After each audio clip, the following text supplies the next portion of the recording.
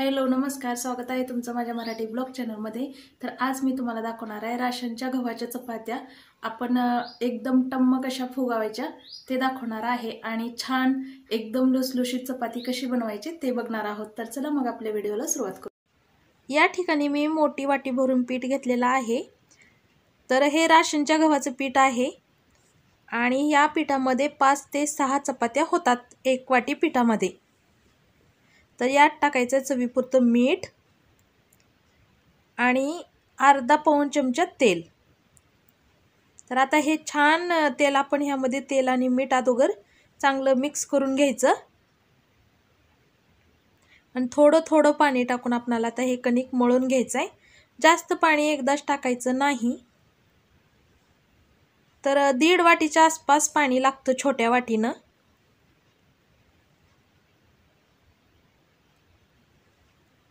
तर छान असं हळूहळू मळत मळायचं, एकदम पाणी करायचं नाही, वतायचं नाही, म्हणजे आपली कणिक पातळ होणार नाही। कारण भिजल्यानंतर थोडीशी मऊसर आणि छान होते, त्यामुळे व्यवस्थित कणिक मळून घ्यायची अगोदर। तर या ठिकाणी मी एकाच हाताने कणिक मळते आहे आणि डाव्या हाताने थोडं थोडं लागल तसं पाणी घ्यायचं। तर पूर्ण आपल्याला जी कणिक आहे ना एकजीव करायची आहे।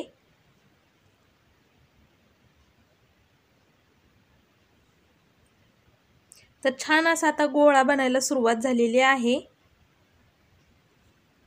तर छान असं आपण गोळा बनवून घेऊया आणि परातीला चिटकलेला आहे ते पण निघतं आणि जर निघत नसेल तर थोडंसं पाणी टाकायचं, सगळी परात आपली एकदम स्वच्छ होते। तर आता गोळा बनलेला आहे आपल्या कणकीचा। तर हिला व्यवस्थित चांगलं आपण मऊ करून घेऊया आणि भिजण्यासाठी परत ठेवायचं। तर आता मी दुसरा हात लावलेला आहे ह्या स्टेपला आल्यानंतर। तर आता आपण दोन्ही हाताने छान असं हिचा गोळा बनवूया। पूर्ण आपली कणिक एकजीव झालेली आहे। तर आता हे 15-20 मिनिट भिजण्यासाठी ठेवूया आणि जर वेळ नसेल तर आणखीन 5 मिनिट असंच थोडंसं मळायचं आणि चपात्या करायला चालू करायच्या।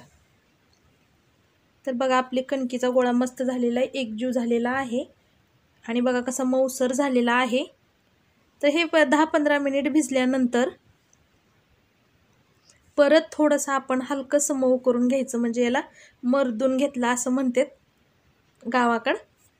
तर आता ही मऊ करून घेतली।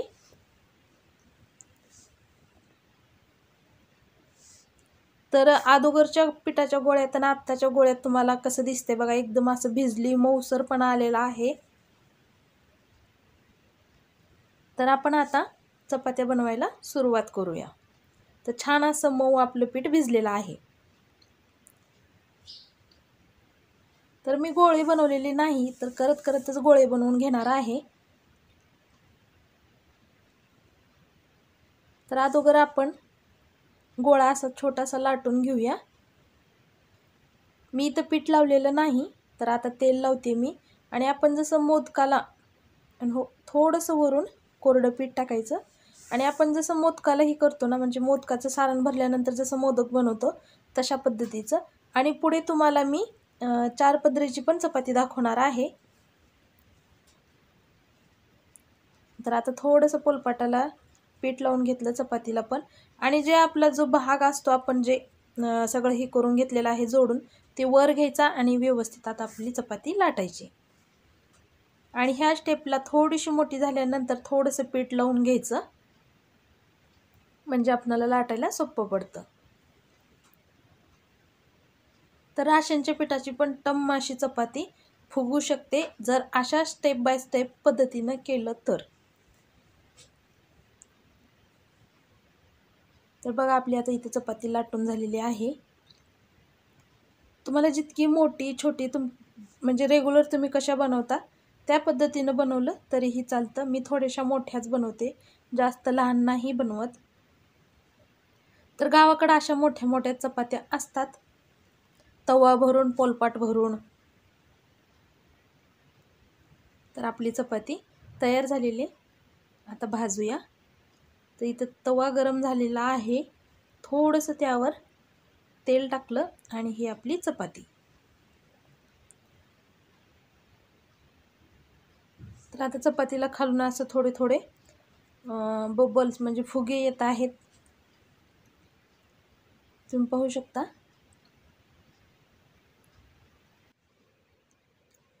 तर छान असे खालून पचल्यानंतर आपण चपाती पलटून घ्यायची आहे.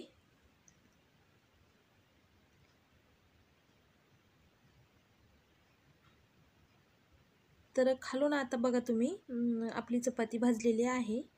तर या ठिकाणी आपण आता पलटी मारूया. तर छान अशी चपाती आपली आता फुगायला सुरुवात झालेली आहे एका साईडनं, आणि दुसऱ्या साईडनं परतल्यानंतर तर बघा एकदम आता टम फुगायला सुरुवात झाली.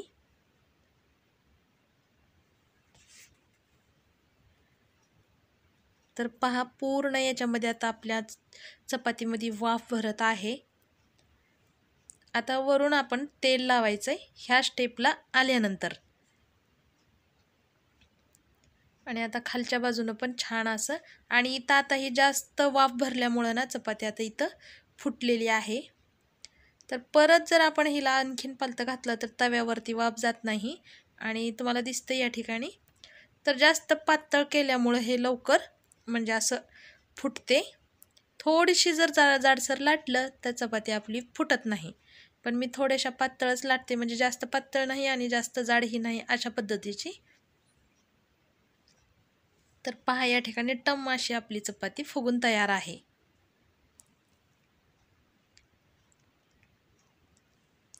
तर दोन्ही साईडनं खमंग भाजून घ्यायचं आहे.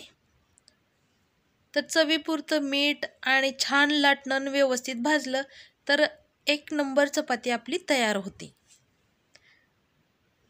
तर आपण आता हे चपाती झाली मोदकासारखा उंडा करून. तर आता घडीची, तर ही तर मी अशी मोठी पोळी लाटून घेतलेली आहे. तर आता याला लावलं तेल आणि ही घातली अशी घडी. 4 पदरी करतोय आपण हे चपाती. तर ह्यामध्ये फुगते वेळेस म्हणजे असं 4 पडदे तयार होतात. हे चपाती करायला थोडासा उंडा मोठा घ्यावा लागतो, कारण 4 पडदे असतात आणि छान फुगते पण ही चपाती त्यासाठी.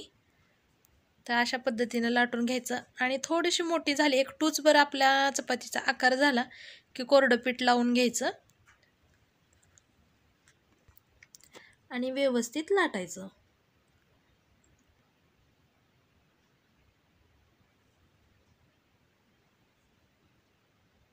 तर बघा, हे थोडासा मोठा उंडा आहे, तर चपाती पण मोठी झालेली आहे, चांगली मस्त अशी तवा भरून.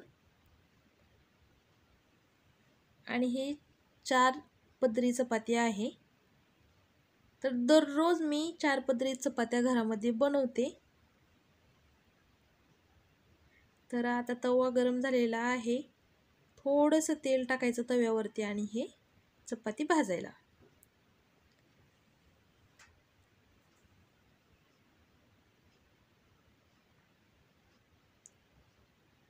तर बघा, छान अशी तवा तापलेला असल्यामुळे आपली चपाती आता मस्त पचलेली आहे. घेऊया पलटी मारून.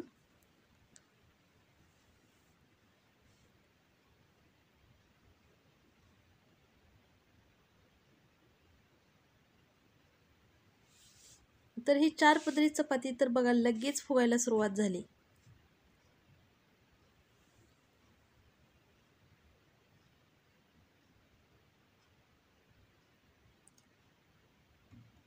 तर व्यवस्थित आपल्याला भाजून घ्यायची आहे. तर माझी चपात्या करायची पद्धत तुम्हाला कशी वाटली कमेंट करून नक्की सांगा.